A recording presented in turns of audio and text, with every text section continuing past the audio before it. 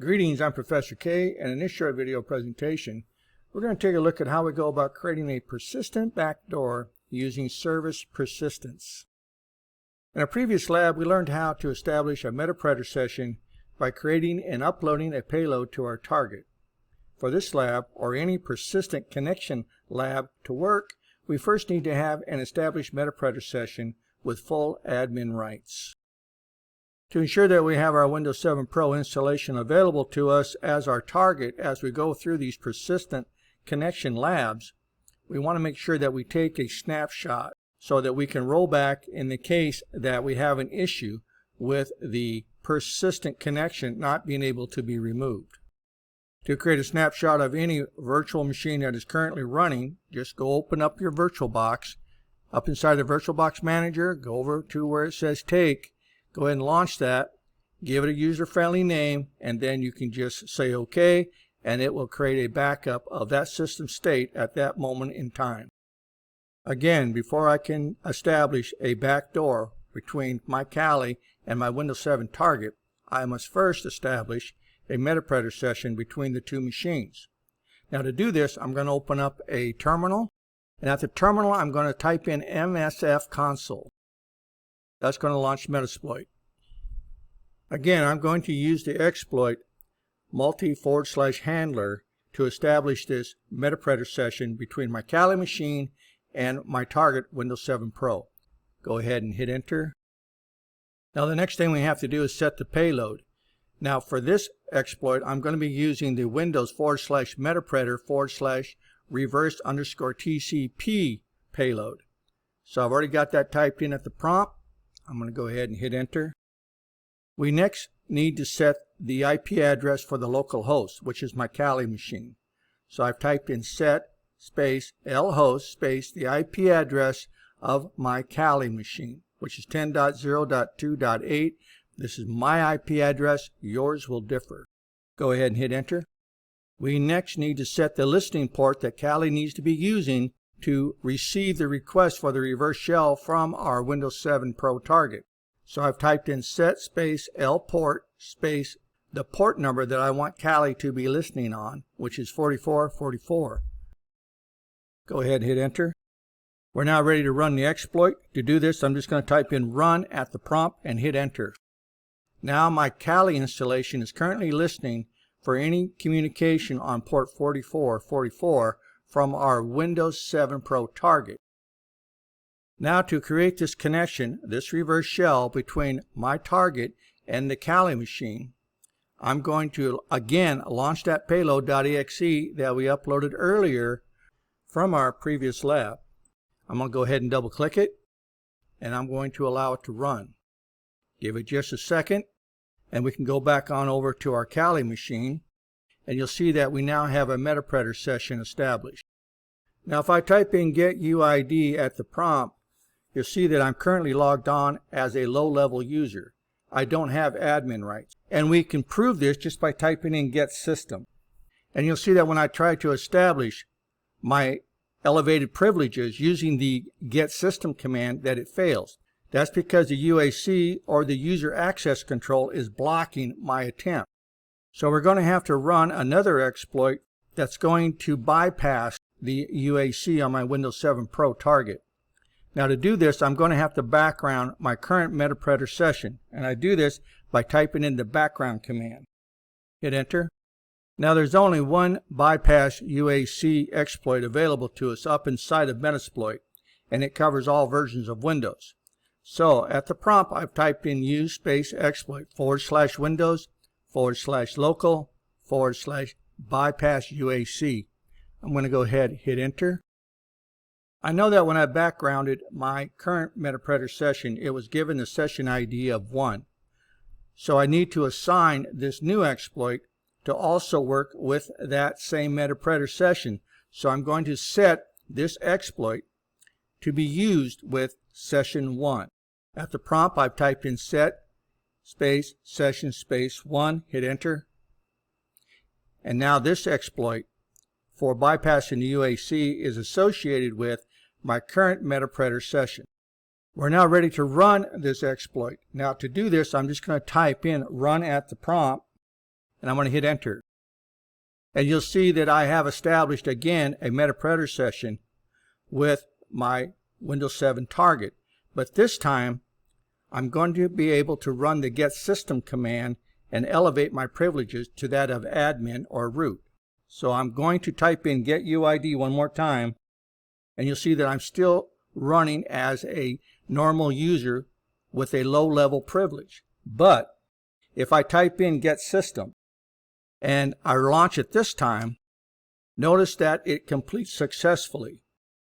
And now if I type in get UID, you'll see that I am running as the NT authority or the system root on my Windows 7 Pro target.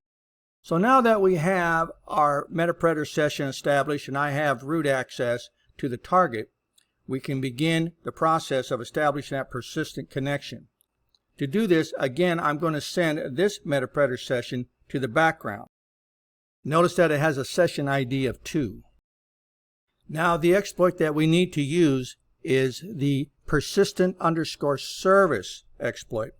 So I've typed in use space exploit /windows/local/persistence_service. I'm going to go ahead and hit enter.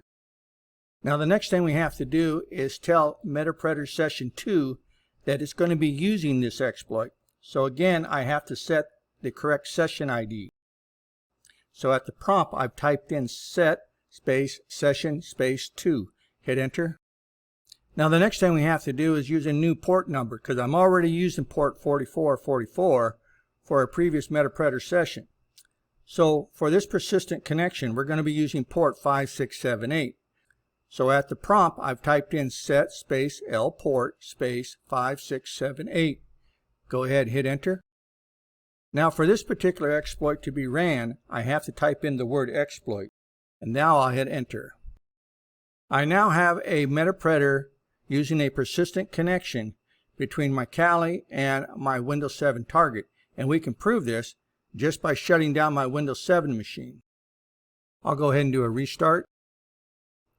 And back over here on my Kali machine, you're going to see that my session has died.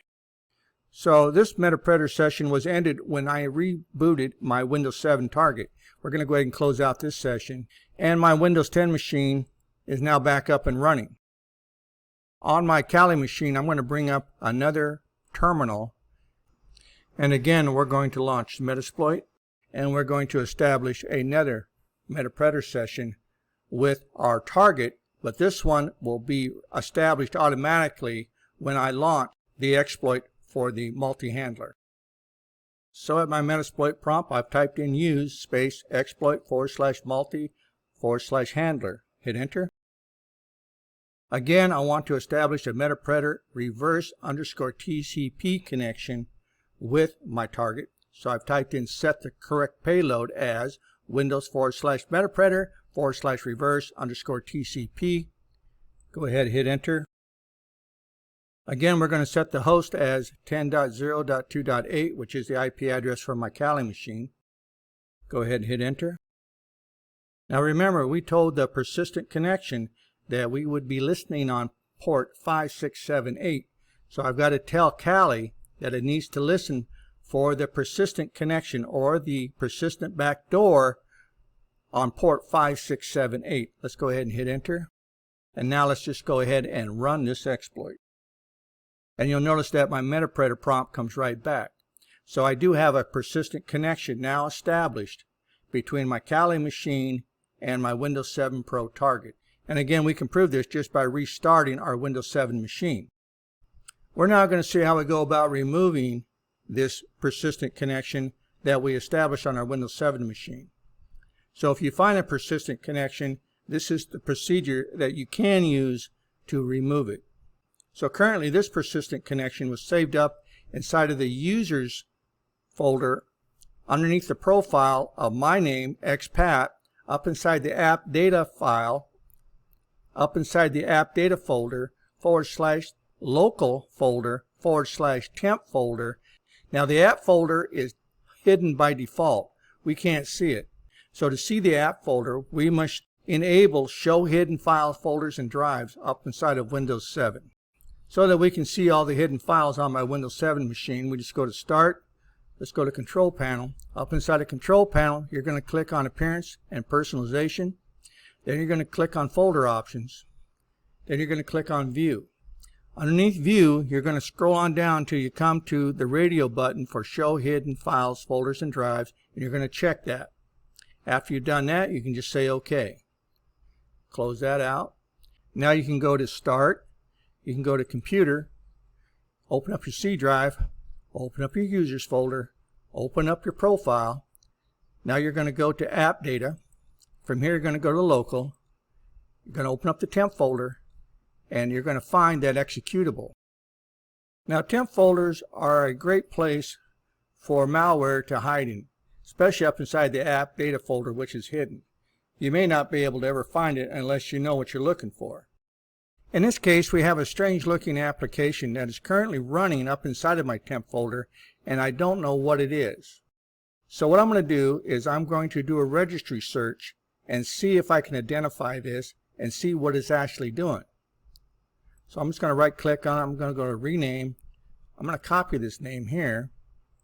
And now I'm going to go down here to the search bar, and I'm going to type in regedit. Say yes to that.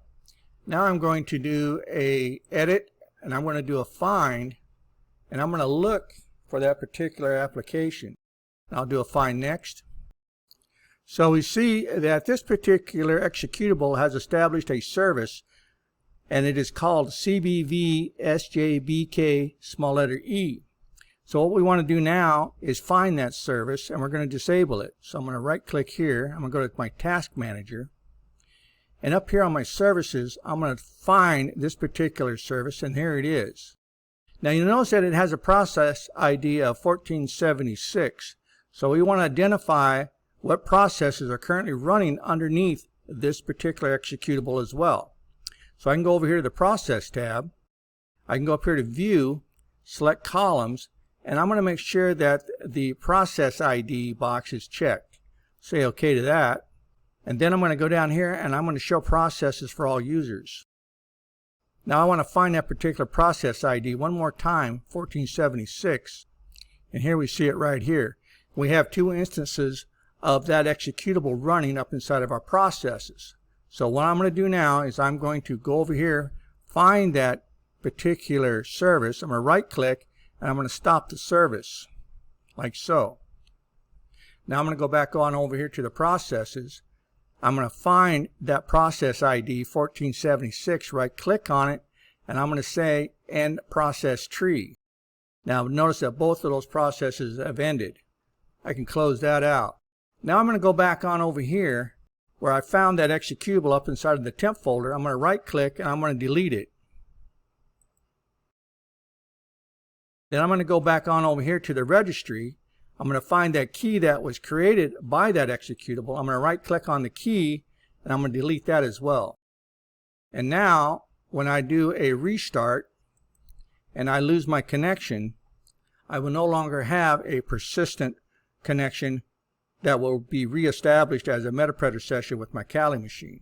So every time you run that exploit for the persistent service connection, you're going to have a different name assigned to the package that gets uploaded onto the target. So keep that in mind. But I've showed you how to find it.